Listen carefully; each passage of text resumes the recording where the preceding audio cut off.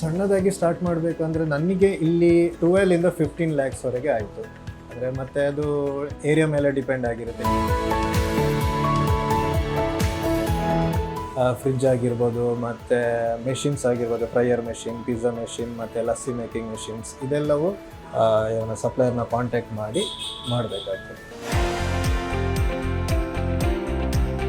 Youths ಎಲ್ಲಿ ಜಾಸ್ತಿ ಇರ್ತಾರೆ, ಸ್ಕೂಲ್, ಕಾಲೇಜಸ್, ಇಂಥ ಪ್ಲೇಸ್ಗಳನ್ನು ನೀವು ಟಾರ್ಗೆಟ್ ಮಾಡೋದಾದರೆ ಅಂದರೆ ಐಸ್ ಕ್ರೀಮ್ ಮತ್ತು ಹಾಟ್ ಬೈಟ್ಸ್ ಇದೆ, ಎಲ್ಲವೂ ಪ್ರಾಫಿಟೇಬಲೇ. ಬಟ್ ಕೆಲವೊಂದರಲ್ಲಿ ಸ್ವಲ್ಪ ಅದನ್ನು ಬ್ಯಾಲೆನ್ಸ್ ಮಾಡಿ ಮಾಡಬೇಕಾಗ್ತದೆ.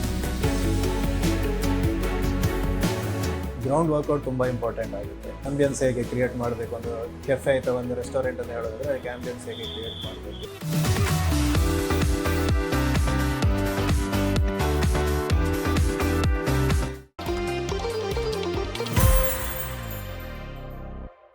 ಪಂಜಾಬ್ ಮೂಲದ ಈ ಹೆಸರಿಗೆ ಈಗ ದೇಶದಾದ್ಯಂತ ಬೇಡಿಕೆ ಇದೆ. ದೇಶದ ಯಾವುದೇ ಸಿಟಿಯ ಯಾವುದೇ ಮೂಲೆಗೆ ಹೋದರೂ ಲಸ್ಸಿ ಶಾಪ್ಗಳು ನಿಮ್ಮ ಕಣ್ಣಿಗೆ ಕಾಣದೇ ಇರೋದೇ ಇಲ್ಲ. ಕೂಲ್ ಡ್ರಿಂಕ್ಸ್ಗಳಿಗೆ ಗುಡ್ ಬೈ ಹೇಳಿ ಆರೋಗ್ಯದತ್ತ ಗಮನ ಹರಿಸಿದವರಿಗೆ ಇದು ಫೇವರೇಟ್ ಕೂಡ ಹೌದು. ಜನರ ಆರೋಗ್ಯದ ದೃಷ್ಟಿಯ ಜೊತೆಗೆ ಬಾಯಿ ರುಚಿಗೂ ಸೈ ಎನಿಸಿಕೊಂಡಿರೋ ಲಸ್ಸಿ ಈಗ ಬಹು ಬೇಡಿಕೆಯ ಉದ್ಯಮವಾಗಿ ಬೆಳೀತಾ ಇರೋದು ಇದರ ಜನಪ್ರಿಯತೆಗೆ ಹಿಡಿದ ಕೈಗನ್ನಡಿ. ಬನ್ನಿ, ಈ ಉದ್ಯಮ ಹೇಗೆ ಶುರು ಮಾಡೋದು, ಅದೆಷ್ಟು ಲಾಭದಾಯಕ ಅಂತ ತಿಳಿಯೋಣ.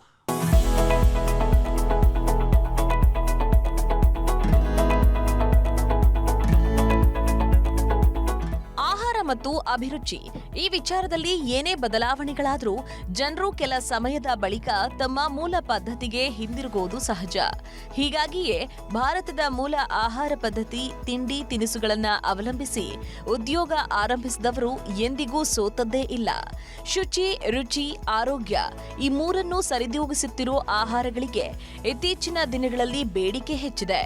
ವಿದೇಶಿ ಸಾಫ್ಟ್ ಡ್ರಿಂಕ್ಸ್ಗಳ ಬೆನ್ನತ್ತಿದ ಜನರು ಈಗ ಮತ್ತೆ ಮಣ್ಣಿನ ಸೊಗಡಿರೋ ಪಾನೀಯಗಳತ್ತ ಮುಖ ಮಾಡ್ತಿದ್ದಾರೆ. ಜನರ ಈ ಬದಲಾವಣೆಗಳಿಗೆ ತಕ್ಕಂತೆ ತೂಗುತ್ತಿರೋ ಈ ಉದ್ಯಮ ಆಧುನಿಕತೆಯನ್ನ ಅಳವಡಿಸಿಕೊಂಡ್ರೆ ತನ್ನ ಮೂಲ ಬಿಟ್ಟುಕೊಡದೆ ಯಶಸ್ವಿ ನವೋದ್ಯಮವಾಗಿ ಹೊರಹೊಮ್ಮಿದೆ.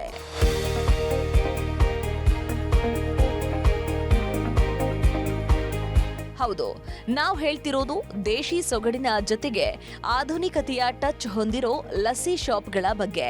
ಸಾಮಾನ್ಯವಾಗಿ ಜ್ಯೂಸ್ ಸೆಂಟರ್, ಸ್ನ್ಯಾಕ್ ಪಾಯಿಂಟ್ಸ್ಗಳು ಎಲ್ಲ ವಯಸ್ಸಿನ ಜನರನ್ನ ಆಕರ್ಷಿಸುವಂತಹ ತಾಣಗಳು. ಸದಾ ಕಾಲಕ್ಕೂ ರಿಫ್ರೆಶ್ ಅನಿಸುವಂತಹ ಲಸ್ಸಿಯಂತೂ ಕೂಲ್ ಡ್ರಿಂಕ್ಸ್ಗಳನ್ನ ಹಿಮ್ಮೆಟ್ಟಿಸಿ ಮಾರುಕಟ್ಟೆಯಲ್ಲಿ ತನ್ನ ಸ್ಥಾನವನ್ನ ಗಟ್ಟಿ ಮಾಡಿಕೊಂಡಿದೆ. ನಿಮಗೆ ಗೊತ್ತಾ, ಭಾರತದ ಆರ್ಥಿಕತೆಗೆ ಆಹಾರ ಪದಾರ್ಥಗಳಿಂದ ದೊರೆಯುತ್ತಿರೋ ಆದಾಯದಲ್ಲಿ ಹೆಚ್ಚಿನ ಪಾಲು ಈ ಪಾನೀಯಗಳದ್ದೇ ಆಗಿದೆ. ಲಸ್ಸಿ ಶಾಪ್ ಅನ್ನೋದು ಅಂಥ ದೊಡ್ಡ ಉದ್ಯಮವೇನೂ ಅಲ್ಲ ಅಂದ್ಕೊಳ್ತಿದ್ರೆ ಅದು ತಪ್ಪು. ಸದ್ದೇ ಇಲ್ಲದೆ ಸುದ್ದಿ ಮಾಡ್ತಿರೋ ಈ ಲಸ್ಸಿ ಸ್ಪಾಟ್ಗಳು ಇತ್ತೀಚಿನ ವರ್ಷಗಳಲ್ಲಿ ಯಶಸ್ವಿ ಉದ್ಯಮಗಳ ಸಾಲಿಗೂ ಸೇರ್ಪಡೆಗೊಂಡಿವೆ.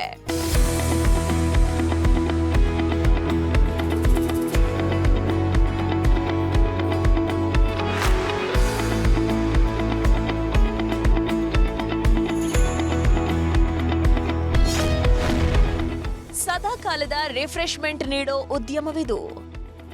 ಬೇಸಿಗೆಯಲ್ಲಿ ಬಾಯಾರಿದ್ರೆ, ಮಳೆಗಾಲದಲ್ಲಿ ಬೋರ್ ಅನಿಸಿದ್ರೆ, ಅಷ್ಟೇ ಯಾಕೆ ಚಳಿಗಾಲದಲ್ಲಿ ಚಿಲ್ ಮಾಡೋಕ್ಕೂ ಕೂಡ ಜನ ಈಗ ಹುಡುಕಾಡೋದು ಇದೇ ಲಸ್ಸಿ ಶಾಪ್ಗಳನ್ನ. ಜನರ ಅಭಿರುಚಿಯನ್ನ ಅರಿತುಕೊಂಡ ಒಂದಷ್ಟು ಮಂದಿ ಈಗ ಲಸ್ಸಿ ಶಾಪ್ಗಳಿಗೆ ಹೈಟೆಕ್ ಲುಕ್ ನೀಡಿದ್ದಾರೆ. ಅಲ್ಲದೆ ಸ್ನ್ಯಾಕ್ಸ್ಗಳನ್ನು ಮಾರಾಟ ಮಾಡ್ತಾ ಉದ್ಯಮವನ್ನ ಯಶಸ್ವಿಯಾಗಿ ನಡೆಸುತ್ತಿದ್ದಾರೆ. ಅಂತ ಒಬ್ಬ ಯಶಸ್ವಿ ಉದ್ಯಮಿಯೇ lassi ಟೇಲ್ಸ್ನ owner Nitin.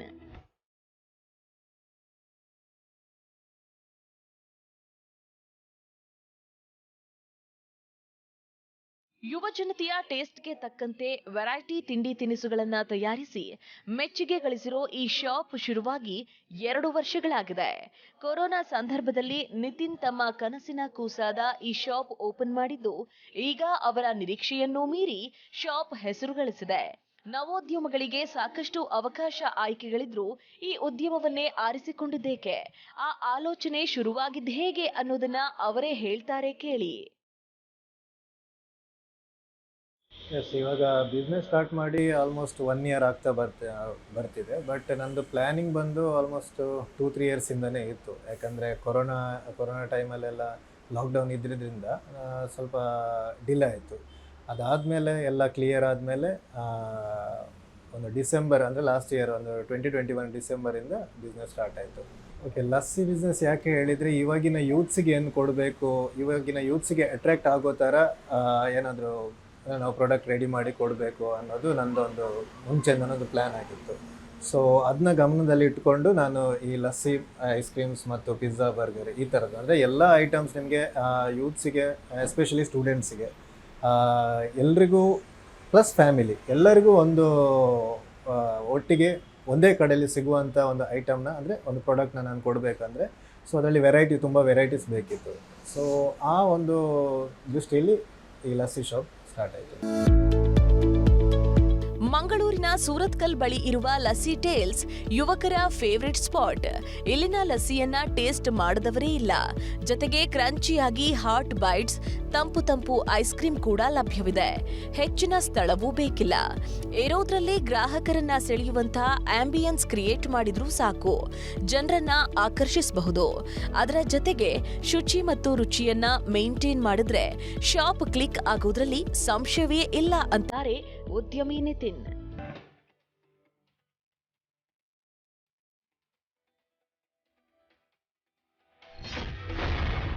Lassi shop click ಆಗೋದು ಹೇಗೆ? ಇನ್ನು ಲಸ್ಸಿ ಶಾಪ್ ಏಕಾಏಕಿ ಕ್ಲಿಕ್ ಆಗೋದಕ್ಕೂ ಸಾಧ್ಯ ಇಲ್ಲ. ಕಾರಣ ಮಾರುಕಟ್ಟೆಯಲ್ಲಿ ಈಗಾಗಲೇ ಸಿಕ್ಕಾಪಟ್ಟೆ ಪೈಪೋಟಿ ಇದೆ. ಜೊತೆಗೆ ಗಲ್ಲಿಗೆ ಒಂದೊಂದು ಜ್ಯೂಸ್ ಸೆಂಟರ್ಗಳು ಇದ್ದು ಜನರು ಪ್ರತಿ ಅಂಗಡಿಯಿಂದಲೂ ಚೇಂಜಸ್ ಬಯಸುವುದು ಸಾಮಾನ್ಯ. ಹಾಗಾಗಿ ಬೇರೆ ಶಾಪ್ಗಳಿಗಿಂತಲೂ ವಿಭಿನ್ನವಾಗಿರುವ ವೆರೈಟಿ ಲಸ್ಸಿಗಳನ್ನ ತಯಾರಿಸೋದು, ಜನರ ಟೇಸ್ಟ್ ಏನು ಅಂತ ತಿಳಿದುಕೊಳ್ಳೋದೇ ಉದ್ಯಮ ಆರಂಭಿಸೋದ್ರ ಮೊದಲ ಪಾಠ. ಒಂದು ಬಾರಿ ನಿಮ್ಮ ಶಾಪಿಗೆ ಬಂದವರು ಮತ್ತೆ ಮತ್ತೆ ಇಲ್ಲಿಗೆ ಬರುವಂತೆ ಆಗಬೇಕು ಅಂದ್ರೆ ಹೈಜೀನ್, ಟೇಸ್ಟ್ ಜೊತೆಗೆ ಮೋಸ್ಟ್ ಇಂಪಾರ್ಟೆಂಟ್ ಆಗಿ ಅಫೋರ್ಡಬಲ್ ಆಗಿ ಪ್ರೈಸ್ ಇರಲೇಬೇಕಾದ ಅಗತ್ಯವಿದೆ.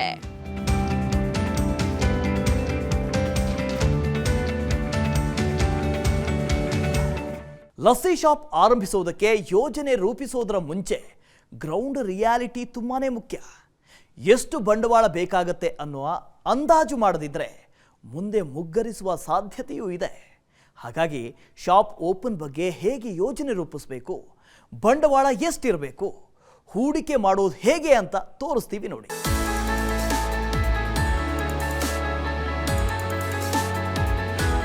ಈ ಉದ್ಯಮವನ್ನ ಆರಂಭಿಸೋಕೆ ಮುನ್ನ ನಿಮ್ಮ ಬಳಿ 10 ರಿಂದ 15 ಲಕ್ಷ ರೂಗಳಿದ್ರೆ ಸಾಕಾಗುತ್ತೆ. ಆದರೆ ಯಾವುದೇ ಉದ್ಯಮವನ್ನ ಆರಂಭಿಸಬೇಕಾದ್ರೂ ನಾವು ಎಲ್ಲಿ ಮಳಿಗೆಯನ್ನ ತೆರೆಯಬಹುದು ಅನ್ನುವ ಅಂದಾಜು ಬಹಳಾನೇ ಮುಖ್ಯ. ಯಾವ ಸಿಟಿ, ಏರಿಯಾ ಅನ್ನೋದರ ಮೇಲೆ ಮೂಲ ಬಂಡವಾಳವನ್ನ ನಿರ್ಧರಿಸಲಾಗುತ್ತೆ. ಜನನಿಬಿಡ ಪ್ರದೇಶವಾಗಿದ್ದು ಏರಿಯಾ ಪಾಶ್ ಇಲ್ಲದಿದ್ರೆ ಕಡಿಮೆ ಬಂಡವಾಳದಲ್ಲೇ ಹೆಚ್ಚು ಆದಾಯವನ್ನ ಗಳಿಸಬಹುದು. ಆದರೆ ಪ್ರದೇಶ ಕೂಡ ಹೆಚ್ಚು ಮುಂದುವರೆದಿದ್ರೆ ಅಲ್ಲಿ ಅಂಗಡಿಯ ಬಾಡಿಗೆ ಕೂಡ ಮುಖ್ಯವಾಗುತ್ತೆ. ಅಂಗಡಿ ಬಾಡಿಗೆ, ಖರ್ಚು ವೆಚ್ಚಗಳನ್ನ ಸರಿದೂಗಿಸಲು ಆದಾಯ ಸರಿ ಹೋಗುತ್ತಾ ಎಂದು ಯೋಜಿಸಿ. ನಂತರ ಯಾವುದೇ ಪ್ರದೇಶವನ್ನ ಆಯ್ಕೆ ಮಾಡಬಹುದು ಅನ್ನೋದು ಬಹುಮುಖ್ಯವಾಗುತ್ತೆ.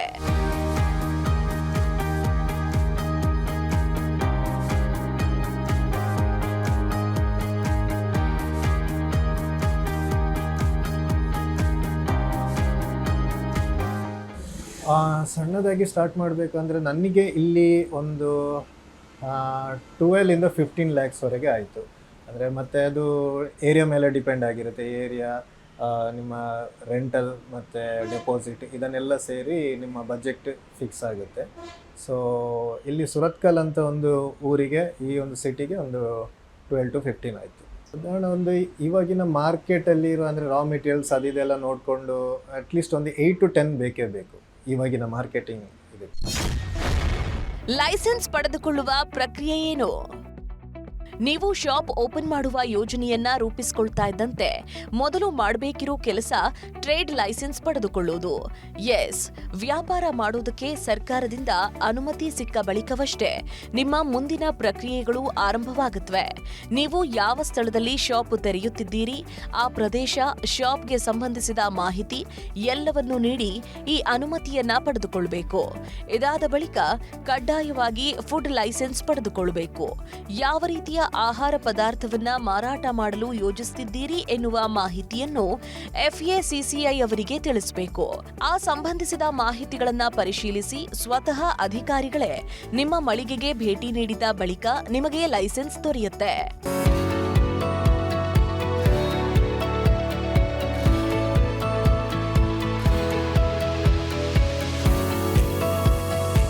ಇನ್ನು ಶಾಪ್ನಲ್ಲಿ ನೀವು ಯಾವೆಲ್ಲ ವೆರೈಟಿಯ ಆಹಾರ ಪದಾರ್ಥ ಲಸ್ಸಿಗಳನ್ನ ನೀಡ್ತೀರಿ ಅನ್ನೋದರ ಬಗ್ಗೆ ಚಾರ್ಟ್ ತಯಾರಿಸಬೇಕು.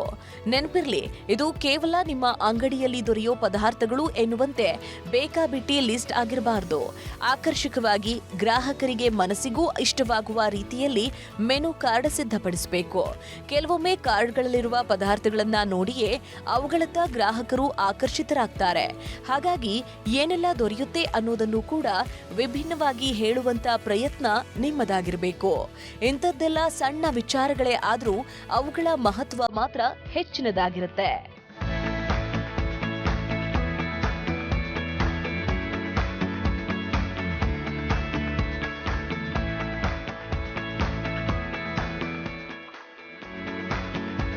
ಶಾಪ್ ಓಪನ್ ಮಾಡುವಾಗ ಕೆಲ ಅಗತ್ಯ ಯಂತ್ರೋಪಕರಣಗಳನ್ನ ಪರಿಕರಗಳನ್ನ ಕೊಂಡುಕೊಳ್ಳುವ ಅಗತ್ಯವಿರುತ್ತೆ. ಫ್ರಿಡ್ಜ್, ಪಿಜ್ಜಾ ಮೇಕಿಂಗ್ ಮಷೀನ್, ಫ್ರೈಯರ್ನಂತಹ ಯಂತ್ರೋಪಕರಣಗಳು ಬೇಕಾಗುತ್ತವೆ. ಒಳ್ಳೆ ಕ್ವಾಲಿಟಿ ಹಾಗೂ ಬಜೆಟ್ ಫ್ರೆಂಡ್ಲಿ ಎನಿಸುವಂತಹ ಸಾಮಗ್ರಿಗಳನ್ನ ನೀವು ಸ್ಥಳೀಯ ಮಾರುಕಟ್ಟೆಯಿಂದ ಕೊಂಡುಕೊಳ್ಳಬಹುದು. ಗ್ರಾಮೀಣ ಭಾಗದ ಪ್ರದೇಶಗಳಾದ್ರೆ ಕೆಲ ರಾ ಐಟಂಗಳನ್ನ ಬೇರೆಡೆಯಿಂದ ಆಮದು ಮಾಡಿಕೊಳ್ಳಬೇಕಾಗುತ್ತೆ.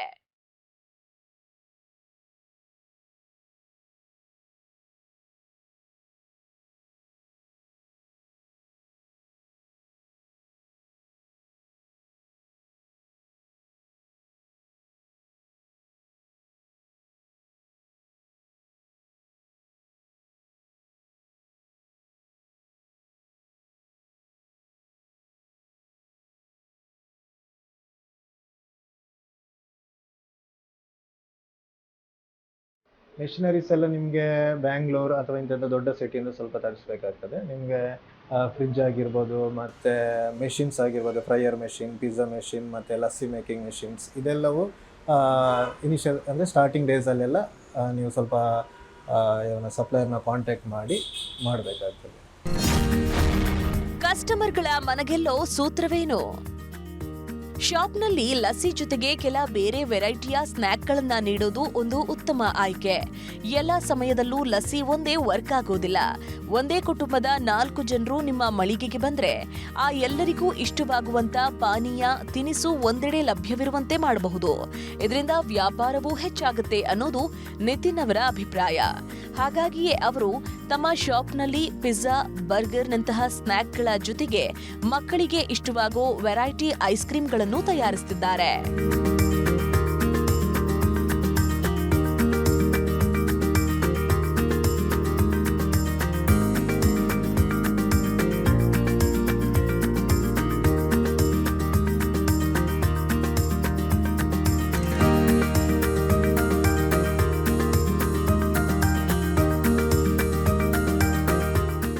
ಲಸ್ಸಿ ಶಾಪ್, ಸ್ನ್ಯಾಕ್ಸ್ ಅಡ್ಡ ಇಂಥದ್ದೇನೆ ಪ್ರಯತ್ನಗಳನ್ನು ನೀವು ಮಾಡೋದಾದರೂ ಮೊದಲು ಇಂಥ ಕಾನ್ಸೆಪ್ಟ್ ಯಾರಿಗೆ ಇಷ್ಟ ಆಗುತ್ತೆ ಅನ್ನೋದನ್ನು ಗಮನಿಸಬೇಕು. ಇದೇ ಅಲ್ಲ, ಯಾವುದೇ ಉದ್ಯಮವಾದರೂ ಅಷ್ಟೇ, ಯಾರಿಗೆ ಯಾವುದು ಬೇಕು, ಯಾವುದು ನಾವು ಕೊಡಬೇಕು, ಇದೆಲ್ಲ ಹೇಗಪ್ಪ ಲೆಕ್ಕಾಚಾರ ಹಾಕೋದು ಅಂದ್ಕೊಳ್ತಾ ಇದ್ದೀರಾ? ಹಾಗಾದರೆ ನಾವು ಹೇಳ್ತೀವಿ ನೋಡಿ.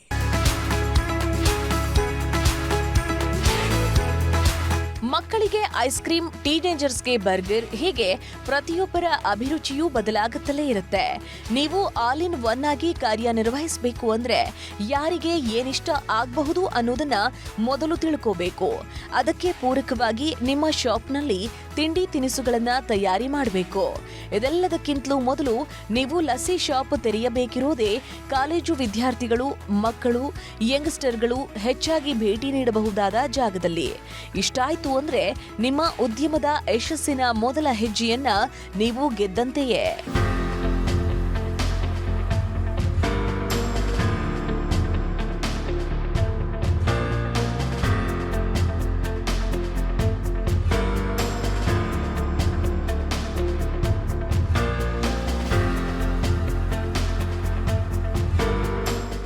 ಶಾಪ್ನಲ್ಲಿ ಮೆನು ಎಷ್ಟು ಮುಖ್ಯವೋ ಅದರ ತಯಾರಿಯೂ ಅಷ್ಟೇ ಮುಖ್ಯ. ಕಸ್ಟಮರ್ಗಳಿಗೆ ಸಂತೃಪ್ತಿ ನೀಡುವಂತಹ ಕೈಚಳಕ ನಿಮ್ಮ ಶೆಫ್ಗಳದ್ದಾಗಿರಬೇಕು.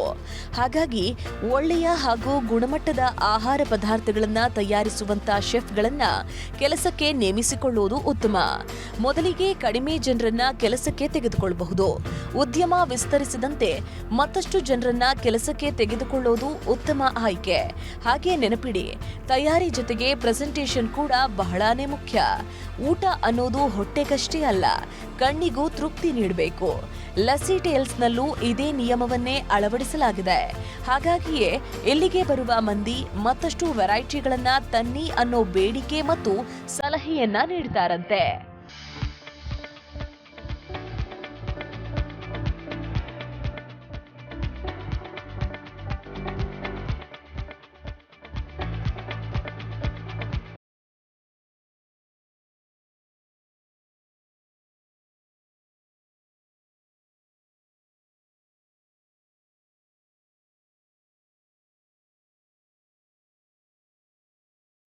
ಲಸ್ಸಿಯಲ್ಲಿ ಇವಾಗ ಒಂದು 8ರಿಂದ 12 ವೆರೈಟೀಸನ್ನ ಇವಾಗ ಸದ್ಯಕ್ಕೆ ಕೊಡ್ತಾ ಇದ್ದೀವಿ. ಇನ್ನು ನೆಕ್ಸ್ಟ್ ಮುಂದೆ ಇನ್ನೂ ಸ್ವಲ್ಪ ಅದನ್ನ ಜಾಸ್ತಿ ಮಾಡೋ ಪ್ಲ್ಯಾನಲ್ಲಿದೆ. ಯಾಕಂದರೆ ನಾವು ಕಾಲಕ್ಕೆ ಸ್ವಲ್ಪ ಚೇಂಜ್ ಆಗ್ತಾ ಆಗುತ್ತೆ ಈ ಬಿಸ್ನೆಸ್ಸಲ್ಲಿ. ಸೊ ಒಂದು 15 to 20 ವೆರೈಟಿ ಕೊಡೋ ಒಂದು ಪ್ಲ್ಯಾನಲ್ಲಿ ಇದೆ. ಇನ್ನು ಶಾಪ್ ಆಕರ್ಷಕವಾಗಿ ಕಾಣೋದು ಕೂಡ ಬಹಳಾನೇ ಮುಖ್ಯ. ಫರ್ನಿಚರ್ಗಳು ಅಂದ್ರೆ ಚೇರ್, ಟೇಬಲ್ ಇವೆಲ್ಲವೂ ಚಿಕ್ಕದಾಗಿದ್ರೂ ಚೊಕ್ಕವಾಗಿ ಕಾಣುವಂತೆ, ಗ್ರಾಹಕರಿಗೆ ಕಂಫರ್ಟ್ ಎನಿಸುವಂತೆ ಅರೇಂಜ್ ಮಾಡಬೇಕು. ಜೊತೆಗೆ ಸುತ್ತಲಿನ ಗೋಡೆಗಳನ್ನ ಚಂದಗಾಣಿಸುವುದು ಕೂಡ ಗ್ರಾಹಕರನ್ನ ಆಕರ್ಷಿಸುತ್ತೆ. ಒಟ್ಟಾರೆ ಮೇಂಟೆನೆನ್ಸ್ ನೋಡಿಕೊಳ್ಳಲೇಬೇಕು. ಆದ್ರೆ ಇದ್ಯಾವುದು ಗ್ರಾಹಕರ ಮೇಲೆ ಹೊರೆಯಾಗದಂತೆ, ನಿಮಗೂ ವೆಚ್ಚ ಹೆಚ್ಚಾಗದಂತೆ ನಿಭಾಯಿಸಬೇಕು. ಸಪ್ಲೈ ಆದಾಗ ನಾವು ನೋಡ್ಕೋಬೇಕಾಗ್ತದೆ. ಅದು ತುಂಬ ಕ್ಯಾಲ್ಕುಲೇಟ್ ಆಗಿ ಮಾಡಬೇಕಾಗ್ತದೆ. ಅಂದರೆ ಒಂದು ಕ್ವಾಂಟಿಟಿಗೆ ಒಂದಿಷ್ಟು ನಾವು ರೇಟ್ ಫಿಕ್ಸ್ ಮಾಡೋದಾದರೆ ಅದರಲ್ಲಿ ನಮಗೆ ಅಸಲು ಎಷ್ಟು ಬೀಳ್ಬೋದು, ಎಷ್ಟು ಅಂದರೆ ಅದರಲ್ಲಿ ನಿಮಗೆ ಬರೀ ಸಪ್ಲೈದು ಅಂದರೆ ರಾ ಮೆಟೀರಿಯಲ್ಸ್ ಮಾತ್ರ ಅಲ್ಲ, ಇಲ್ಲಿದು ಕರೆಂಟ್ ಬಿಲ್ ಆಗಿರ್ಬೋದು, ರೆಂಟ್ ಆಗಿರ್ಬೋದು, ಎಂಪ್ಲಾಯೀಸ್ದು ಸ್ಯಾಲ್ರಿ ಎಲ್ಲವೂ ಕ್ಯಾಲ್ಕುಲೇಟ್ ಮಾಡಿ ಒಂದು ಫಿಕ್ಸ್ ಮಾಡಬೇಕಾಗ್ತದೆ. ಅಂದರೆ ಫಿಕ್ಸ್ ಮಾಡಬೇಕಾದ್ರೆ ಕಸ್ಟಮರ್ಗೂ ಹೊರೆ ಆಗಬಾರ್ದು, ನಮಗೂ ಕಷ್ಟ ಆಗಬಾರ್ದು, ಆ ಥರ ಮಾಡಿ ಮಾಡಬೇಕಾಗ್ತದೆ. ಪ್ರಾಫಿಟೇಬಲ್ ಅಂದರೆ ಐಸ್ ಕ್ರೀಮ್ ಮತ್ತು ಹಾಟ್ ಬೈಟ್ಸ್ ಇದೆ, ಎಲ್ಲವೂ ಪ್ರಾಫಿಟೇಬಲೇ. ಬಟ್ ನಾವು ಕೆಲವೊಂದು ಸ್ವಲ್ಪ ನಮ್ಮನ್ನು ನಾವು ಇಂಟ್ರೊಡ್ಯೂಸ್ ಮಾಡ್ಕೊಳ್ಬೇಕಾಗ್ತದೆ. ಸೊ ಕೆಲವೊಂದು ಐಟಮ್ಗಳಲ್ಲಿ ನಾವು ಲೆಸ್ ಪ್ರಾಫಿಟನ್ನು ಇಟ್ಟು ಕೆಲವೊಂದರಲ್ಲಿ ಸ್ವಲ್ಪ ಅದನ್ನು ಬ್ಯಾಲೆನ್ಸ್ ಮಾಡಿ ಮಾಡಬೇಕಾಗ್ತದೆ. ಸೊ ತುಂಬ ವೆರೈಟಿ ಇರೋದ್ರಿಂದ ನಿಮಗೆ ಅದೆಲ್ಲವೂ ಮ್ಯಾನೇಜ್ ಆಗುತ್ತೆ. ಯಾಕಂದರೆ ಒಂದೆರಡು ಐಟಮ್ ಅಲ್ಲಲ್ಲ, ಅಂದರೆ ಬರೀ ಲಸ್ಸಿ ಅಥವಾ ಜ್ಯೂಸ್, ಮಿಲ್ಕ್ ಶೇಕ್ ಈ ಥರ ಅಲ್ಲ. ನಮ್ಮಲ್ಲಿ hot bites, pizza, burger, sandwich ಮತ್ತು cold coffee, smoothies, milk shakes ಈ ಥರ, ಫಲೂದಾ ಈ ಥರ ಎಲ್ಲ ಇರೋದ್ರಿಂದ, ತುಂಬ ವೆರೈಟಿ ಇರೋದ್ರಿಂದ ಅದೆಲ್ಲ ಮ್ಯಾನೇಜ್ ಆಗ್ತಾ ಹೋಗುತ್ತೆ. ಎಲ್ಲೋ ಒಂದು ಕಡೆ ಶಾಪ್ ಓಪನ್ ಮಾಡಿದ್ರೆ ಅದು ಜನರನ್ನ ತಲುಪೋದು ಹೇಗೆ, ಪಬ್ಲಿಸಿಟಿ ಹೇಗಪ್ಪ ಮಾಡೋದು ಅನ್ನೋ ಪ್ರಶ್ನೆಗೆ ಮೊದಲ ಉತ್ತರ ನಿಮ್ಮ ಕೆಲಸ. ಹೌದು, ಮೊದಲು ನಿಮ್ಮ ಪ್ರಾಡಕ್ಟ್ ಚಂದವಾಗಿರಬೇಕು. 10 ಜನ ನಿಮ್ಮ ಅಂಗಡಿಯಲ್ಲಿ ಯಾವುದೋ ಐಟಂ ತಿಂದು ಅದು ಚೆನ್ನಾಗಿತ್ತು ಅನ್ನೋ ಫೀಡ್ಬ್ಯಾಕ್ ನೀಡಿದ್ರೆ ಅದು ಮುಂದಿನ 100 ಜನರನ್ನ ತಲುಪುತ್ತೆ. ಹಾಗಾಗಿ ಮೊದಲಿಗೆ ಕೆಲಸ ಅಚ್ಚುಕಟ್ಟಾಗಬೇಕು. ಆ ನಂತರದ ಹೆಜ್ಜೆ ಸೋಷಿಯಲ್ ಮೀಡಿಯಾ. ಎಸ್, ಹೇಗೆ ಸೋಷಿಯಲ್ ಮೀಡಿಯಾಗಳನ್ನ ಬಳಸಿ ನಿಮ್ಮ ಪಬ್ಲಿಸಿಟಿ ಹೆಚ್ಚಿಸಬೇಕು ಅಂತ ನಿತಿನ್ ಹೇಳ್ತಾರೆ ನೋಡಿ. ಫಸ್ಟ್ ಬ್ರ್ಯಾಂಡ್ ಮಾಡಲಿಕ್ಕೆ ಅಂದರೆ ಮೇನ್ ಅಟ್ರಾಕ್ಟಿವ್ ಲೋಗೋ. ಸೊ ನಿಮ್ಮ ಒಂದು ಬಿಸ್ನೆಸ್ಸಿಗೆ ಮೇನ್ ಬೇಕಾಗಿರೋದು ನಿಮ್ಮ ನೇಮ್ ಮತ್ತು ಅದರ ಲೋಗೋ ಡಿಸೈನ್. ಸೊ ಅದನ್ನು ನೀವು ಪ್ರೊಫೆಷ್ನಲಿಂದ ಲೋಗೋ ಡಿಸೈನ್ ಎಲ್ಲ ಮಾಡಿಸಿ ಆದಮೇಲೆ ಉಳಿದದ್ದು ಬ್ರ್ಯಾಂಡಿಂಗ್ ಬಂದಾಗ ಅಗೇನ್ ಸೋಷಿಯಲ್ ಮೀಡಿಯಾದಲ್ಲಿ ಒಂದು ಸ್ಟ್ಯಾಂಡರ್ಡ್ ಸೆಟ್ ಮಾಡಿ ಅಲ್ಲಿ ನೀವು ಒಳ್ಳೊಳ್ಳೆ ಕಂಟೆಂಟ್ ಕ್ರಿಯೇಟ್ ಮಾಡಿ ಹಾಕೋದು. ಸೊ ನಾವು ಏನು ಅಂತ ಜನರಿಗೆ ಪರಿಚಯ ಮಾಡಬೇಕು ನಿಮ್ಮ ಕಂಟೆಂಟ್ ಮುಖಾಂತರ. ಸೊ ಅದು ನೆಕ್ಸ್ಟ್ ಕಸ್ಟಮರ್ಸ್ ಬಂದಾಗ ಅದನ್ನು ನಾವು ಡೆಲಿವರ್ ಮಾಡಬೇಕು. ಅವರಿಗೆ ನಾವು ಏನು ಪ್ರಾಮಿಸ್ ಮಾಡಿರ್ತೀವೋ ಅದನ್ನೇ ಕೊಡಬೇಕು. ಸೊ ಅಲ್ಲಿಂದ ನಿಮ್ಮ ಬ್ರ್ಯಾಂಡ್ ಕ್ರಿಯೇಟ್ ಆಗುತ್ತೆ, ಅಲ್ಲಿಂದ ಬ್ರ್ಯಾಂಡ್ ನಿಮ್ಮದು ಎಸ್ಟಾಬ್ಲಿಷ್ ಆಗುತ್ತೆ. Last but not the least, branding. Yes, ನಿಮ್ಮ ಶಾಪ್ನ ಹೆಸರನ್ನ ಅಂದವಾಗಿಸೋದು ತುಂಬಾನೇ ಮುಖ್ಯ. ಇದಕ್ಕೆ ಶಾಪ್ನ ಹೆಸರು, ಲೋಗೋ ಎಲ್ಲವೂ ಮುಖ್ಯವಾಗುತ್ತೆ. ಕೊಂಚ ಹೆಚ್ಚಿನ ಶ್ರಮ ವಹಿಸಿ ಉತ್ತಮ ರೀತಿಯಲ್ಲಿ ಇವುಗಳನ್ನ ಮಾಡಿದ್ರೆ ಜನರಿಗೆ ಹೆಚ್ಚಾಗಿ ನೆನಪಿನಲ್ಲಿ ಉಳಿಯೋದಕ್ಕೆ ಸಹಾಯವಾಗುತ್ತೆ. ಉದ್ಯಮ ಬೆಳವಣಿಗೆಯಾಗ್ತಾ ಇದ್ದಂತೆ ಬ್ರ್ಯಾಂಡ್ ವಿಸ್ತರಿಸೋದಕ್ಕೆ ಫ್ರಾಂಚೈಸಿ ಸಹಾಯ ಮಾಡುತ್ತೆ. ಈ ಫ್ರಾಂಚೈಸಿ ಅಂದ್ರೇನು ಅಂತ ನೀವೇ ಕೇಳಿ.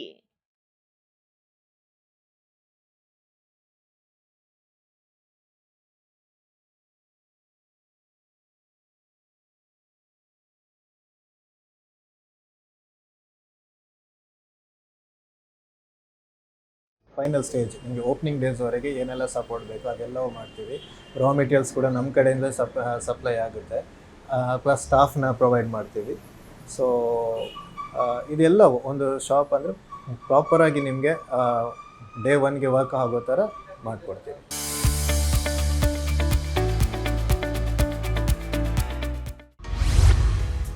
ನೀವು ಸಣ್ಣ ಮತ್ತು ಮಧ್ಯಮ ಗಾತ್ರದ ಬಿಸ್ನೆಸ್ ಅಲ್ಲಿ ಗೆದ್ದವರಾಗಿದ್ದರೆ ವಿಸ್ತಾರ ನ್ಯೂಸ್ ತಂಡ ಸಂಪರ್ಕಿಸಿ ನಿಮ್ಮ ಯಶಸ್ಸಿನ ಪಯಣವನ್ನ ನಮ್ಮ ಜೊತೆಗೆ ಹಂಚಿಕೊಳ್ಳಬಹುದು. ವಿಸ್ತಾರ ನ್ಯೂಸ್ ನಂಬರ್ 1, 2 ಮತ್ತು 4ನೇ ಮಹಡಿ, the New Indian Express building, block 2 ಮತ್ತು 3, ಕ್ವೀನ್ಸ್ ರಸ್ತೆ, Bengaluru 560001. Phone number 9606942030. Email program@vistaranews.com. ನೋಡಿದ್ರಲ್ಲ, ಜನರ ಬದಲಾಗ್ತಾ ಇರೋ ಅಭಿರುಚಿಗಳನ್ನೇ ಗಮನಿಸಿ ಒಂದು ಉದ್ಯಮವನ್ನು ಹೇಗೆ ಶುರು ಮಾಡಬಹುದು ಅಂತ. ಇಂಥ ಮತ್ತಷ್ಟು ಬಿಸ್ನೆಸ್ ಐಡಿಯಾಗಳಿಗಾಗಿ ವಿಸ್ತಾರ ಬಿಸ್ನೆಸ್ ಯೂಟ್ಯೂಬ್ ಚಾನಲ್ ಸಬ್ಸ್ಕ್ರೈಬ್ ಮಾಡಿ, ಫಾಲೋ ಮಾಡಿ. ಇದಾಗಿತ್ತು ಇವತ್ತಿನ ಬದುಕಿಗೊಂದು ಬಿಸ್ನೆಸ್. ಅನುಕ್ಷಣದ ಸುದ್ದಿಗಾಗಿ ನೋಡ್ತಾ ಇರಿ ವಿಸ್ತಾರ ನ್ಯೂಸ್. ಇದು ನಿಖರ ಜನಪರ.